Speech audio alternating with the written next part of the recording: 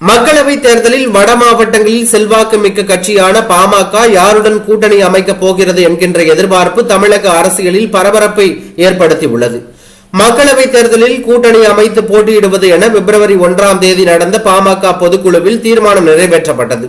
கூட்டணி குறித்து முடிவெடுக்கும் அதிகாரமும் ராமதாசுக்கு வழங்கப்பட்டது.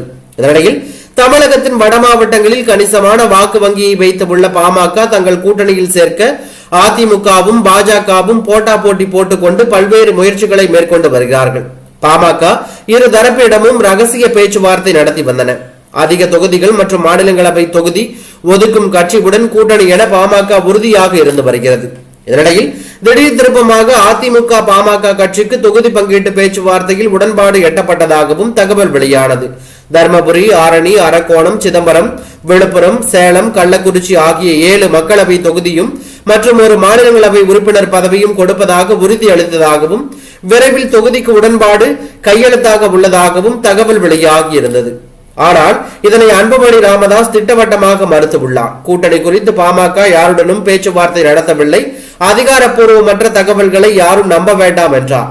மற்றொரு புறம் பாஜகவுடன் பாமக ரகசிய பேச்சுவார்த்தையில் ஈடுபட்டது.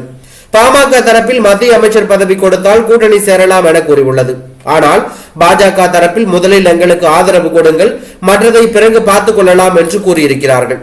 இதற்கெல்லாம் ஒருபுறம் இருக்க, திமுக கூட்டணியில் இடம்பெற்றுள்ள விடுதலை சிறுத்தைகள் கடந்த முறை தரப்பட்ட 2 தொகுதிகளை இந்த முறை ஒரு பொது தொகுதியும் வேண்டும் என தங்கள் சின்னத்திலேயே போட்டி என்பதால் உறுதியாக இருந்து வருகிறது.